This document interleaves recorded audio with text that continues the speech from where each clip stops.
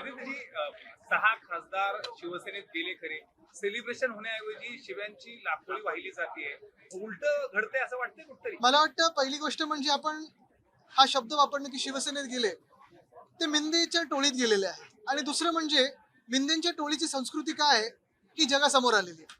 आत्ताच आपल्याकडून ऐकलं की एका पळकुटे खासदारांनी ज्यांनी सगळ्यांनाच धमकी देणं सुरू केलंय, स्वप्नात पण आता इकडे तिकडे धमकी देत असेल, त्यांनी प्रेसवाल्यांना धमकी दिली, शिवीगाळ केली. पण मला एक सांगा, सकाळी केली, रात्री केली, कधी केली? म्हणजे नाही नाही, म्हणजे ते मूड मधून कुठच्या बाहेर आलेत नाही आलेत हे आहे. आणि दुसरं म्हणजे आपण पाहिलं असेल, काल संजय राऊत साहेबांनी पण सांगितलेलं आहे की लाईनीवर राहा, अन्यथा लाईनीवर आणायला लागेल. तर हे सगळं मला वाटतं भाजपचे वरिष्ठ नेते पाहतात की नाही, हे पंतप्रधान पाहतात की नाही, की पंतप्रधानांना पण अशी लोक अवतीभवती पाहिजेत. हे भाजपची संस्कृती काय बोलते हे मला वाटतं जास्ती आता महत्वाचं ठरेल. की आमच्या घरी यायचं नाही आणि कुठलेही प्रश्न आम्हाला विचारायचे नाही. जे प्रश्न होते त्यांची उत्तरं मी दिलेली आहेत. मुद्दा हाच आहे की काही ठराविक जे पळालेले लोक आहेत त्यांना जनतेचे प्रश्न नकोसे झालेले आहेत. त्यांना कुठचंही बाकीचं दिसत नाही, नुसतं स्वतःचा पैसा वाढणार कसा आणि मग आपल्या स्वतःच्या बँकेच्या खात्यात हा भ्रष्टाचाराचा पैसा येणार कसा, एवढंच त्यांना आता काळजी आहे, बाकी काही काळजी नाही. ते लोकप्रतिनिधी आहेत अशा पद्धतीनं म्हणणं पाहिजे. पत्रकारांना असं म्हणणं की मला कुठलेही प्रश्न विचारायचे नाही. मग त्यांनी लोकप्रतिनिधी ते असण्याचा आता मिंदे प्रतिनिधी झालेले आहेत, लोकप्रतिनिधी राहिले नाहीयेत. त्यांनी हिंमत असेल एवढं काय ना की शिवीगाळ करतायत, धमक्या देत आहेत, एवढे सगळे दादागिरीचा आव आणत आहेत. मी एवढंच विचारत आहे, थोडी जरी हिंमत आणि लाज असेल ना तर आज खासदारकीचा राजीनामा द्यावा आणि निवडणुका भाजपच्या चेहऱ्यावर किंवा मिंदेंच्या चेहऱ्यावर लढून दाखवा. एवढं दाखवा. म्हणजे प्रेसला शिवीगाळ करतात, लोकांना धमकी देतात, कार्यकर्त्यांना धमकी देतात, हे सगळं एका बाजूला. एवढं जर हिंमत असेल, एवढं जर दम असेल तर राजीनामा द्या आणि निवडणुकीला सामोरे या. हिंमत दाखवा, चला. म्हणून तर सांगतो ना, या फालतूच्या गोष्टी करण्यापेक्षा त्यांनी निवडणुकीला सामोरे यावं. कळेल किती दम आहे त्यांच्यामध्ये. बघा, ह्या राज्याचे गृहमंत्री मुख्यमंत्री आहेत.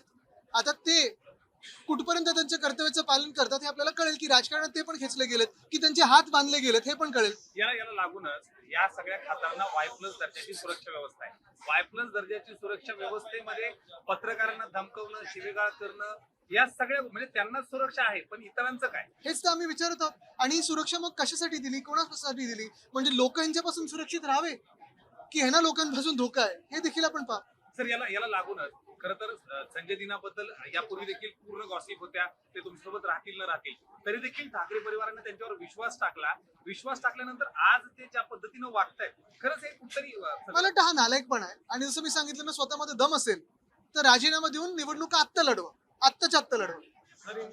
पासपोर्ट नागरिकता का आधार नहीं रहेगा, केंद्र सरकार द्वारा ये स्पष्ट कर दिया गया है। तो अभी कौन सा नागरिकता का आधार रहेगा ये हमें बताएं, क्योंकि पहले बताया आधार कार्ड ये नागरिकता का आधार नहीं है, फिर अभी पासपोर्ट नहीं है, फिर अभी ये नहीं है, अभी वो नहीं है, अभी चुनाव कार्ड नहीं है.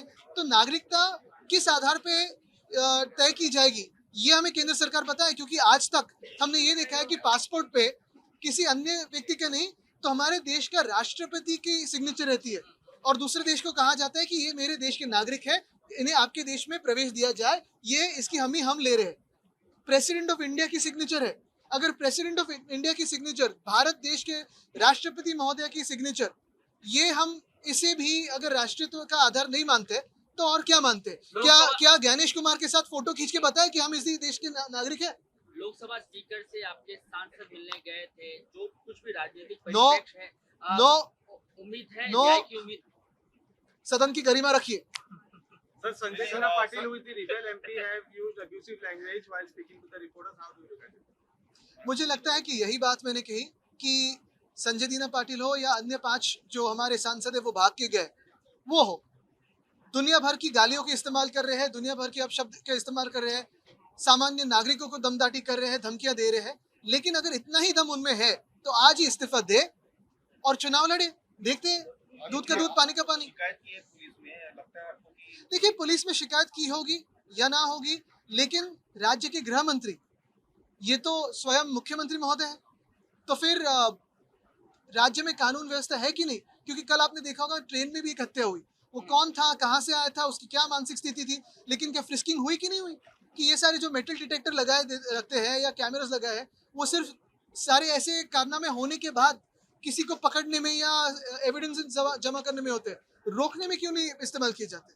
NCERT में बच्चों को इमरजेंसी के दौरान तैयारी रखें हॉस्पिटल की, आप जो मुझसे टकराएगा नहीं तो फिर वो देखिए ये सारी बातें बड़ी बड़ी बातें तो करते रहिए, लेकिन चुनाव तो सामने आई है, इस्तीफा तो दीजिए, इतना दम है ना तो दिखाए कितने बड़े धुरंधर हो आप। इमरजेंसी का दौर। ही दो पार्टी है, नसरापूर संदर्भात नाही. दूसरी शिवसेना शिंदे जी की और एनसीपी अजित पवार की। सना मलिक जो अजित पवार की पार्टी से विधायक है, उन्होंने यूसीसी पर बोलते हुए परसों कहा था कि पाकिस्तान का एग्जाम्पल दिया था कि वो कुरान के अनुसार चल रहे हैं। तो उनके बयान को लेकर ये दो पार्टियां सवाल उठा रही कि क्या देश जो है कुरान से चलेगा, इस्लामिक कानून से मुझे चलेगा लगता या है संविधान से मुझे लगता है चलेगा? ये सारी बातें दुर्भाग्यपूर्ण है कि भाजपा के ही कार्यकाल में आती है। हिंदू खतरे में कब आया? जब भाजपा के प्रधानमंत्री बने। राम मंदिर में घोटाला कब हुआ? जब भाजपा के अभी जो लोग हैं उस ट्रस्ट पे बैठे हुए हैं। उज्जैन जो हमारे देश की सबसे होली सिटी है, जैसे काशी है वैसे ही उज्जैन है, वहां भी जमीन का घोटाला किसने किया है? भाजपा के मुख्यमंत्री ने किया है। तो आज हिंदू खतरे में किसकी वजह से? भाजपा की वजह से। ये सारी बातें पहले सरकार में नहीं होती थी, किसी की हिम्मत नहीं होती थी। क्यों हो रही? क्योंकि भाजपा की सरकार हमारे सर पे बैठी है, यानी हिंदुओं को खतरे में लाने वाली ये भाजपा है। एनसीईआरटी में अब बच्चों को जो है इमरजेंसी का पाठ पढ़ाया जाएगा, इमरजेंसी का काल किस तरीके से। तभी तो हिम्मत तो थी इमरजेंसी है बताने की। अभी की जो देख रहे हो स्थिति इमरजेंसी से भी खराब है, लेकिन इनमें हिम्मत नहीं बताने की कि इमरजेंसी है। आदित्य जी, ये बताइए कि जिस प्रकार से एक दूसरे को गालियां दी जा रही है, भद्दी गालियां दी जा रही है, क्या ये लोकशाही खत्म होने की कगार पर है? लोकशाही खत्म हुई है, ये मान के चलिए आप। इसमें कोई दो राय नहीं कि अभी लोकशाही है कि नहीं है। हम दुनिया के सबसे बड़े फॉर्मर लोकतंत्र रहे हैं।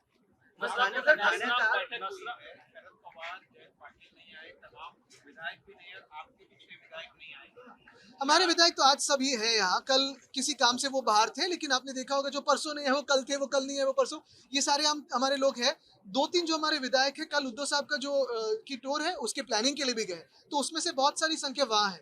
एक है पवार साहब शायद बिजी हो तो उसमें हो सकता है, दूसरे पार्टी के बारे में मुझे मालूम नहीं। नाना पटोले जी के आपसे अरे ऐसे सब अंदर की रणनीति बाहर बोलनी होती तो अभी को अंदर बैठाते। नाना पटोले जी के आपसे 29 तारखेला निकाल दिला जाणार आहे।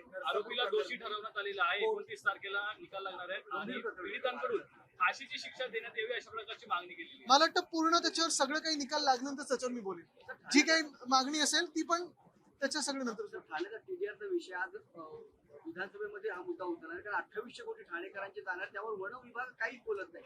येऊरमध्ये आपण पाहिलं असेल अनेकांचे इलिगल बंगले आहेत, येऊरमध्ये अनेकांचे इलिगल रिसॉर्ट्स आहेत। वन विभाग ठाण्यामधलं आपण पाहिलं असेल, ठाण्यामध्ये खरं तर खूप वेगळे घोटाळे आहेत। आम्ही पण बोलत असतो, हल्ली भाजप पण बोलायला लागलेली आहे, पण मुख्यमंत्र्यांचे हात का बांधले आहेत, कशामुळे बांधले आहेत हे आम्हाला कळत नाही।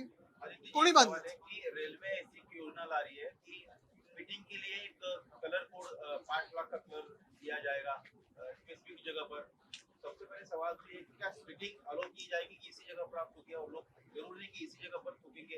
ये जो योजना है आप इसको कैसे देखते हैं कि नहीं, अभी ये स्पिटिंग का जो लॉ है वो रील मंत्री कैसे रील बनाते हैं, जैसे कवच पे रील बनाया था, कोई फायदा नहीं हुआ। कल परसों में आपने देखे होंगे जो कल हत्या हुई है रेलवे पे, क्या रेलवे पुलिस फोर्स कर रही है, क्या हो रहा है, कोई जवाब नहीं है। तो और एक रील शायद मंत्री महोदय से आएगा स्पिटिंग पे, लेकिन उसके आगे क्या होगा पता नहीं।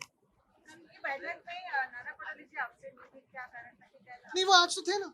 आज थे, तो कल की बैठक में नहीं थे।